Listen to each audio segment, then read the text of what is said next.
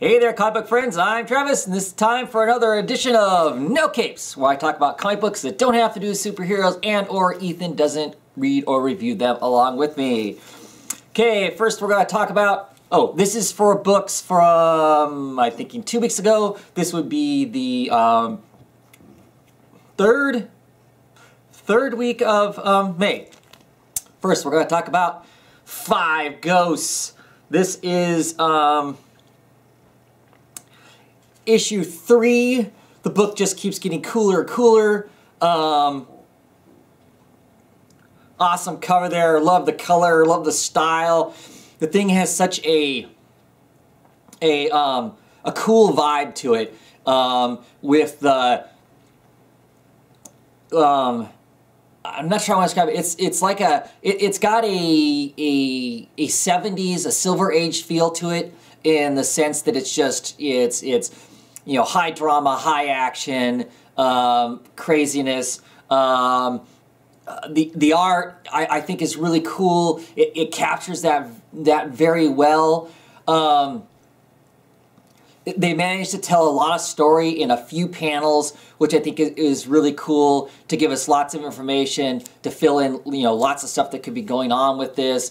I really hope this comic is selling well, because I think if it's selling well, I think we'll see more. I don't think this will be the end of it. You know, they'll do this in like mini-series is what I'm hoping for.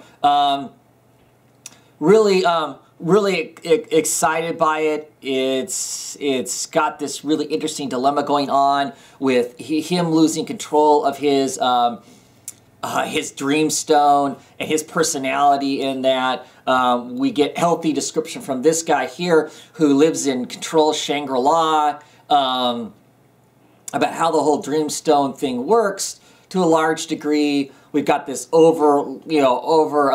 reaching menace that's coming in. I still say this just reminds me, and it's been a long time since I've seen the cartoon, so maybe if I went back and watched the cartoon now, it wouldn't remind me of that. They're really old, the old, I don't know, 60s or 70s, whenever it was actually made, Johnny Quest cartoon. It just has all the seriousness of that cartoon, the serious stuff that was going on, the art style kind of, I don't know, it feels the same as this, and I just really dig it. I read this, and I feel like I'm a kid reading a comic. And, you know, there are a lot of books that make me feel that way. Lots of books I love, don't get me wrong, but this book just makes me feel that way. It's just got this certain kind of excitement about it, and interest and craziness, and you just know it's going to be over the top, and the over-topness of it works, and it's just really cool. So, yeah, if you haven't been checking this out, hunt down these 3 issues, check it out, you know, enjoy the hell out of it. It's just a really, really cool romp. Okay, next we're going to talk Lobster Johnson. This is Satan Smells a Rat. I love the titles of these books. This one has got art by Kevin Nolan. I don't remember seeing any Hellboy universe stuff by Kevin Nolan, so I'm not sure if he's new at doing the artwork for this type of thing. Decent art. This is like a lot of these Lobster Johnson one-shot. They just tell kind of a curious story of some sort. This one wasn't too mystic or creepy or that sort of thing so much. This one was relatively simple, all in all, with just a small slice of meaning and morality in it. I enjoyed it. It was nothing super exciting. I wouldn't say that if you're not familiar with the character or what he does or like that this would be something that you'd want to pick up, or that this is a quintessential Lobster Johnson or anything like that. Even if you're a Lobster Johnson fan, you could give this a miss if you wanted to. I mean, I enjoyed it. I'm glad I have it. I don't know if they're ever going to put out like a Lobster Johnson trade where they're going to gather up a whole bunch of these and put them all together. Might be more interested to read it that way, because these literally are just one-shot little stories. Sometimes they don't even really give you a lot of interest in the actual character itself. This one was a little less occult, supernatural, and more just crime fighting with some science in it. Wasn't bad, but like I said, nothing super exciting about it, really. I love the title. They do great titles. That Satan Smells a Rat, that's kind of a cool title, I think. If you think you're interested in the Hellboy universe and whatnot, this is not quintessential, not something that you necessarily need. Lobster Johnson is just kind of an interesting character. And really, here, they don't give him a whole lot of character, so that's, I think, the one downfall to a lot of these. You see a lot of stuff around Lobster Johnson, but you don't see a whole lot about him. And sometimes it might be nice to actually get that, I think. Okay, next we're going to talk about the massive issue 12. Book has gone on a year now. This is part 3 of 3. The Polaris, the Nanook is what this one is titled. This is a really good issue. It's interesting. The artwork is by Janjil Zajut. I don't know how you say it. It's a, I think, Scandinavian name. I'm going to try and get it close enough there that you poor people can actually read what the hell it says. Yeah. Anyway, you know, I like the guy's artwork. I've got some other comics that he does the artwork in. He's done some artwork for Northlanders when Brian Wood was writing it. He did 3 or 4 issues of Warren Ellis's Desolation Jones after J.H. Williams III went on to do Batman stuff.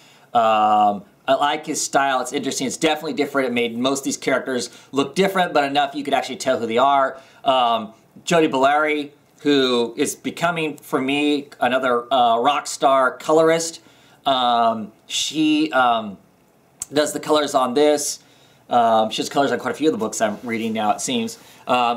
Really, so it keeps a really great tone to it that the book has always had as far as mood and color and art.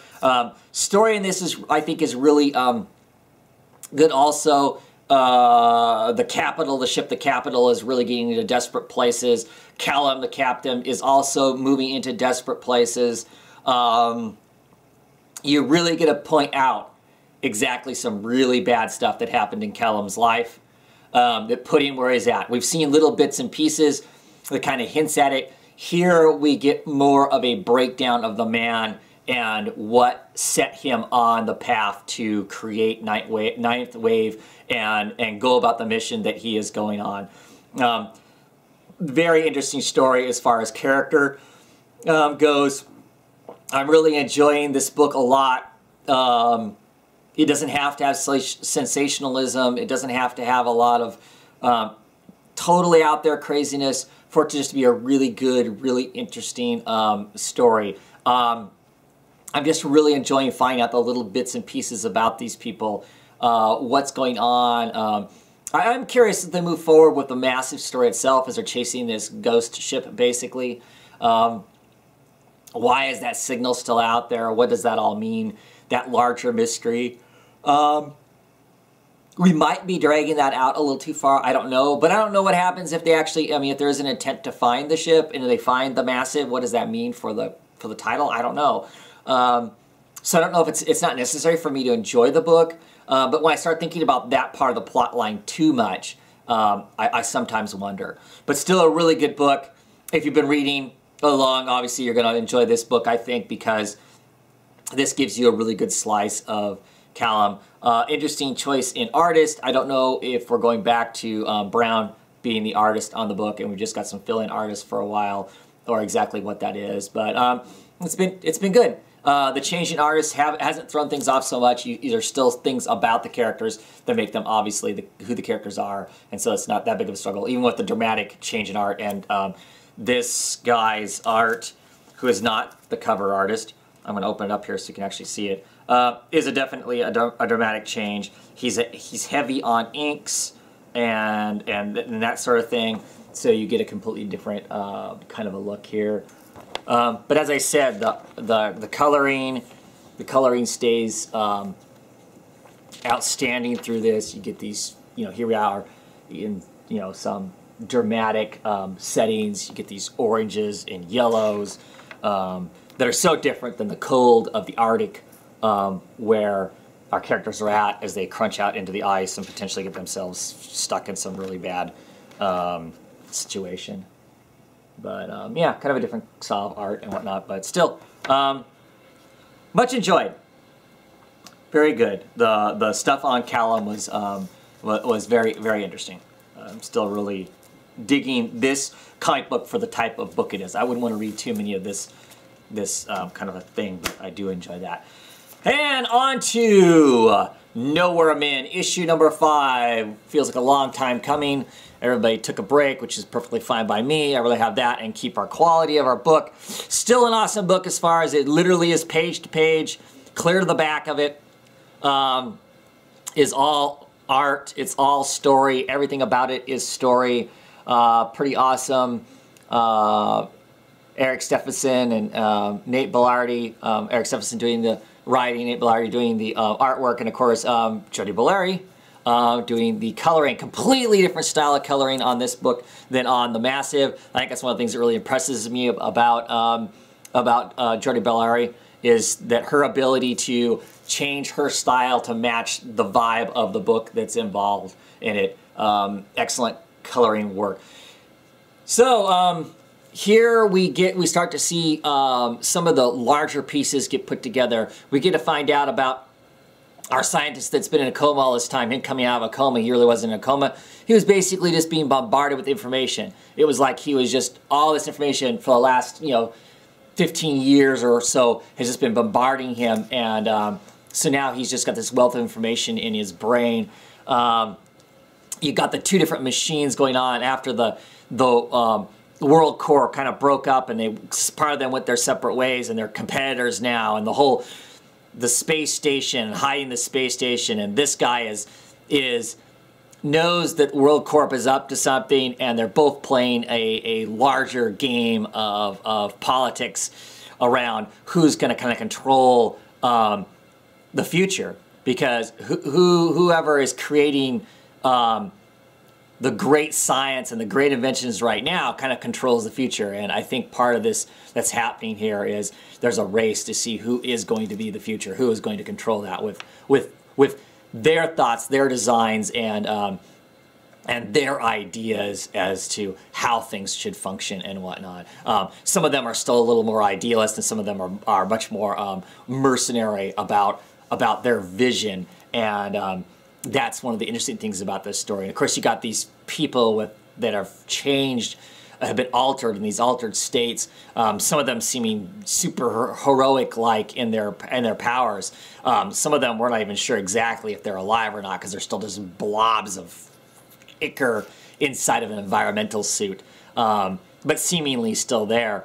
Our last issue, we had a guy who had found a large portion of the space station that had crashed on Earth, was infected in some way, it seemingly, getting on a plane. Now that plane has been quarantined on a tarmac, and more people are becoming infected in some sense. We get that part of the story in just this little piece of a newscast as someone else is talking about something else that's going on. It's in the background that you can read. That's really interesting. There continues to be these great advertisements in here, and great story pieces of little stealings of people's books and stuff. Some people will say that the art is simple in its line work and whatnot, but I think that works really well.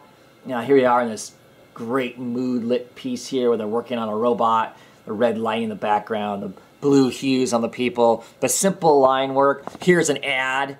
This page right here is an ad. Everyone say hi, the future of communication, from Culture Corp. And it's like a new version of Facebook that's kind of, it's like global telepathy. It kind of reads the thoughts of everything, and it just puts it in this giant cloud of information. But simple line work, but the coloring is just awesome. The hues, depending on what's going on, reflections and stuff, just really cool. See here, this right here, 5 things we love about Asim. Asim, this is her in her youth. She's a basically super scientist. She's yet another scientist rock and roll. That's the big thing I love about this. I love the whole theme of science is the new rock and roll. This is actually a news article from a news magazine. This was the cover. It's their most popular cover of her being a sex kitten, which she is. She's a super scientist, but she's also, you know, likes to party, as it were. And it's just an article stuck in the middle of this whole thing. But yeah, it's just cool. Here's another news article. This one's "If I Ruled the World." Shocking statements by science stars who should know better, and just the statements that he makes that they've pulled out of different news articles in different places makes him sound a little scary. Like he doesn't really think a whole lot of the common folk, or once you reach a certain age and you get a certain age, then you're kind of a pull on resources because you aren't contributing to society. Why would we spend extra energy and money to keep people around who are a drag on society and things like that? Another awesome news article in here. You know, page back to back. Doesn't matter. I'm not keep talking about it. But damn, it's awesome. I like it. Pure kind of science fiction, political maneuvering comic, and I dig it.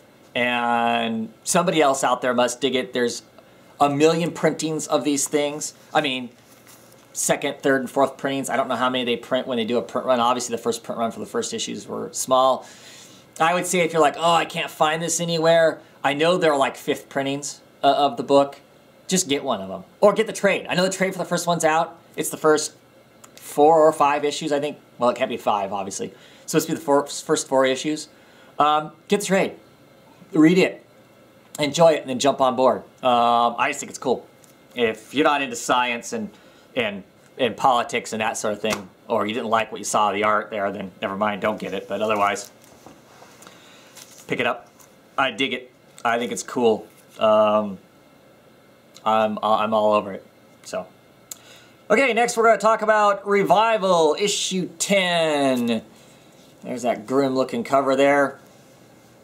That's something that doesn't happen in that sense. Let's see, this issue, we move forward some bits and pieces. Not a ton happens.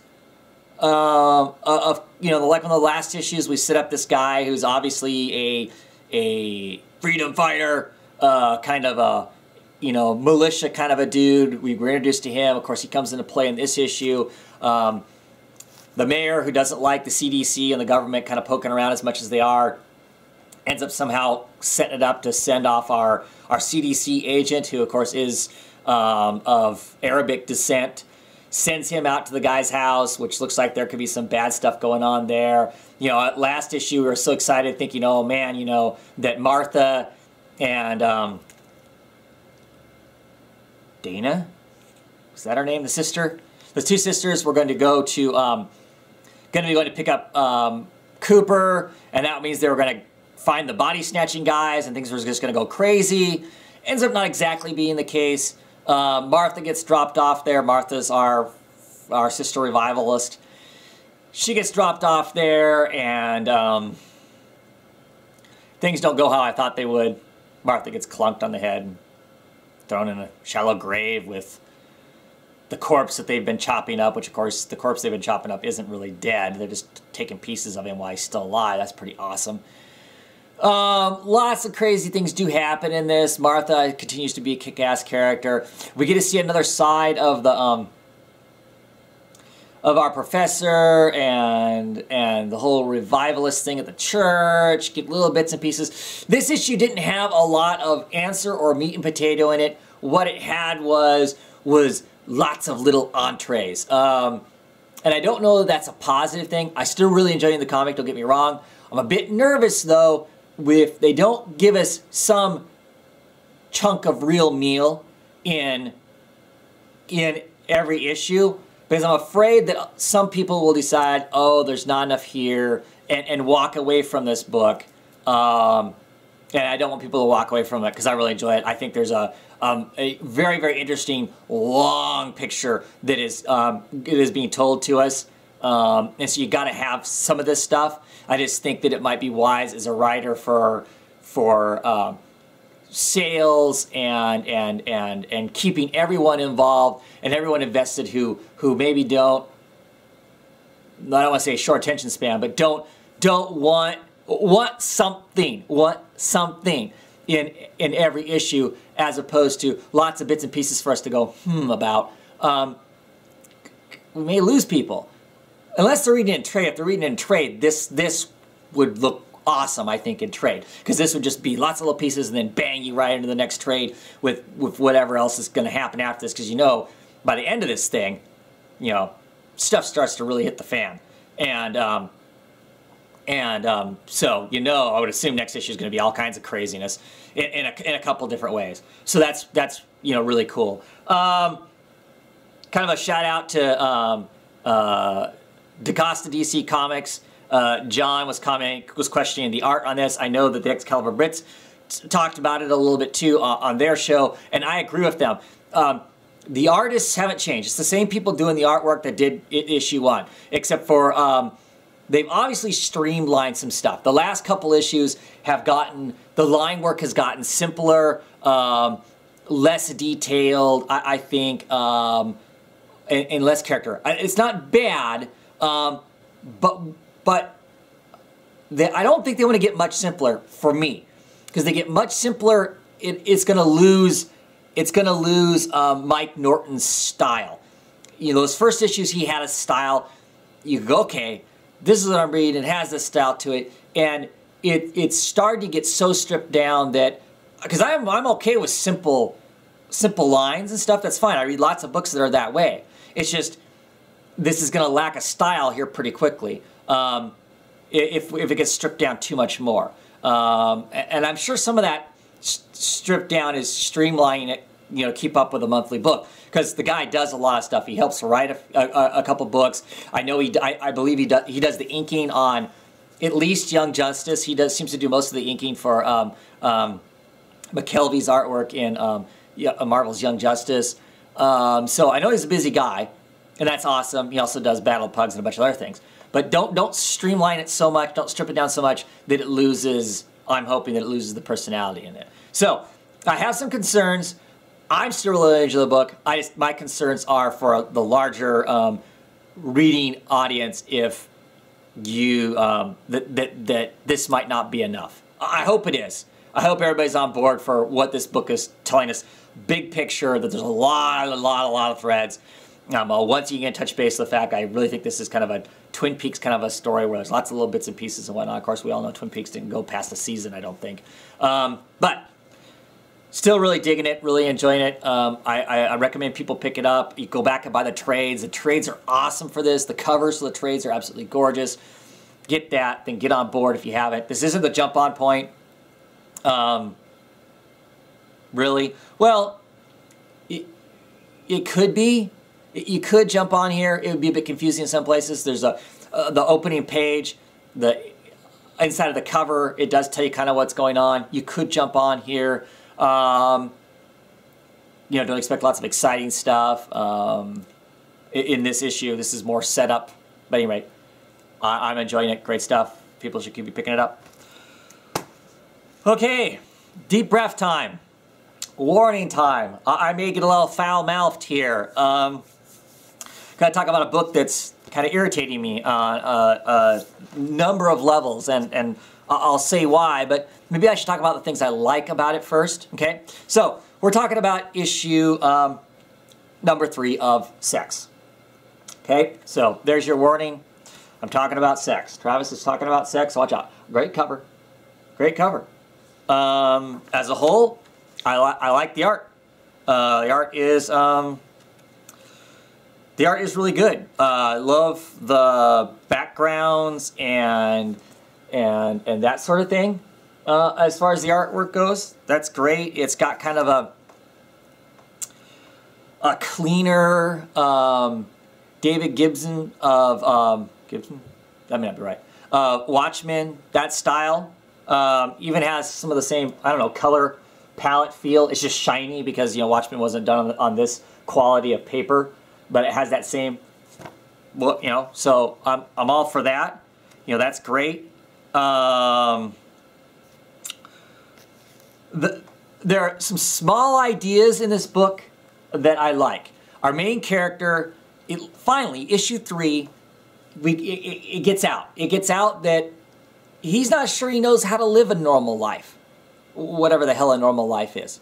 Because at 14, his parents were killed. He basically has dedicated himself to clean the city up, and now that he's promised not to do that anymore, he's not sure how to function as a normal person. That's an interesting idea. It would be like if, you know, on the same pretense, you know, Batman dedicated his life to, hangs it up, promises he's not going to do it anymore, and has to try and be something of a normal person. And depending on where you're at in the Batman history, depends on how dysfunctional he would be, you know, how unhuman he is, and to suddenly try and become that, and what would that mean? Okay, so that's an interesting idea. Took 3 issues for them to make that statement, okay? That's my first problem. 3 issues to make a statement that might be interesting. It might be an interesting thought about this book, okay? And quite frankly, the ads, when the ads were first run, that was part of what was in the ad. But it took us 3 issues for it to even come up as remotely as a statement. Next, the damn title, Sex. What a bunch of crap, calling it sex. So they call it sex, so it sells. Because, well, you know, sex sells. At least they weren't obnoxious with this cover and put on it, you know, collector's issue, you know, malarkey that they have on the other 2, okay? Because the only thing that has to do with sex in this book right now is the fact they've titled it this, and they feel it necessary to put some tits and ass in the book. I think to satisfy the title. And those of us who are going, wait a second, you've titled it sex, there better be sex, I guess. I don't know. So let's get into some more of the other issues. And this is where it gets a little graphic. So if you've got a problem with naked people, skip ahead until I'm holding up another book. So we've got our, one of our characters is a dishwasher. He stole some tech from some people, from interesting brothers that are crime people and whatnot. They're somewhat interesting, I guess. But so, you know, here we are. We're getting some sex, which wasn't necessary, but I'm sure it was necessary for the title itself. Okay, and my issue is, okay, so you see her right there, right? Okay, and just to satisfy any viewers out there who are going, damn it, they never show any penises. There you go. There's a penis for you. Not a very exciting one, but there's a penis for you. So, my issue is his girlfriend looks like a adult actress, and I don't think that she's supposed to be, but she looks, this is where I don't like the art, she looks very unreal. I mean, her breasts are gravity defying, okay? Now, we're going to go ahead to actually a character who, her bit of sex in here, the club owner of the sex place, I'm assuming, I'm pretty sure that's who that was. She's actually interesting. Her whole, she has this long sex scene where she is masturbating, and she's envisioning herself being chased by, I'm assuming, it looks like the character, I mean, the hero that our main character was. That's what she's getting off on, the chase, the being captured, the being wrestled down, and whatnot. Okay, so more nudity here. Okay, so there she is, right? You know, here she is. Woohoo. You know, actually I like this one. That's actually a great shot. But, okay, so she looks exactly like the other girl. There's no, and both of these women look just like the women that were in the first issue. Body types. Why can't we have some different body types? I mean, this is an independent comic. It's not your standard superhero comic. Everybody doesn't have to be blow-up doll looking type people. I thought that was kind of stupid. I find it annoying, and I guess somewhat mentally insulting, the fact that it's blasé. It's not even interesting. It's not even interesting sex. Well, the masturbation thing is somewhat interesting. It gives us an interesting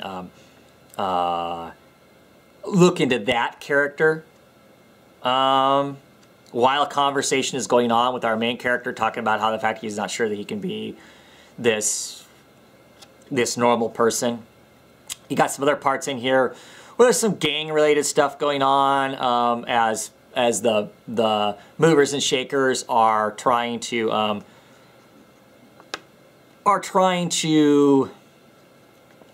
take over the city now that the hero's gone. Now, you know, there's no one to stop them, so they're all going to do their thing or whatever. And then this the back matter, the whole dirty talk thing, that's just ridiculous and irritating too. It continues, in my opinion, to basically be, oh look, I can write a book called Sex, haha. I don't know. And I absolutely detest, I'll say it again, the different colored fonts that go on, the emphasizing words by pink, blue, yellow, orange, and hell, sometimes it's, you know, there's green, all within the same bubble. What's the point? I don't understand the point of that. I mean, are those colors supposed to represent something in particular, some sort of it doesn't make any sense. So it's just dumb, and I find it irritating. So yeah, I'm not getting this book anymore. I can't remember if I have any more ordered or not. I think it's taking too long to get to their point. Sex really doesn't have anything to do with our main character or our main story at this point. We're 3 issues in. Sex seems to be something that's just added to it. Now, don't get me wrong, I like sex. I'm even happy to have sex in a comic book. But it's like any other thing. It's like any other part of this book. It has to make sense why it's there. There has to be a reason for it. And then don't give me something else. Besides, you know, everybody's bodies look exactly the same. You're just halfway putting a different head on them. Why do that? Give us something else. Give us, hell, just even a different breast size would be nice, just so they don't all look the same. You know, other than you colored them different, you know, is wrong, in my opinion. So yeah, kind of a disappointment all in all. There's small little bits and pieces that might be interesting here. And the idea of addressing a different part of a superhero book, I find cool, but there's not enough of that versus just a bunch of silliness and stupid.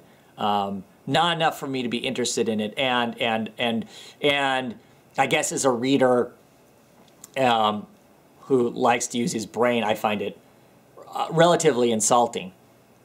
I'm not bothered by sex one bit, and I don't mind sex in a comic book, but I find it insulting to sell this to me, to be putting it in the way you're putting it and using it the way you're using it. Because it really is a sex sells gimmick. It's a gimmick here, not a device to tell a story. And so I think that's kind of shame on Joe Casey here. I remember Joe Casey's name because in my next video that I'm going to do, I'm going to talk about Joe Casey again because I'm reading another book of his.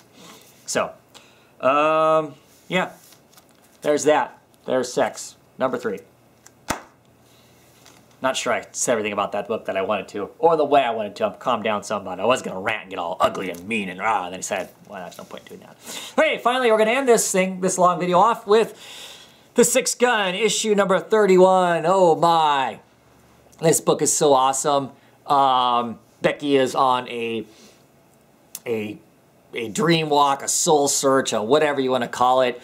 Extremely interesting. There was stuff in this book that I would have never pictured being in a Six Gun book. There's only a few things that I would see farther reaching than this. Very cool. And the more I think about it, the cooler it is. Just, we get to see some glimpses of the six guns, the six, before they were guns in this. Really interesting. I think we're going to see more of that, and I'm very excited by that. That's going to be very cool.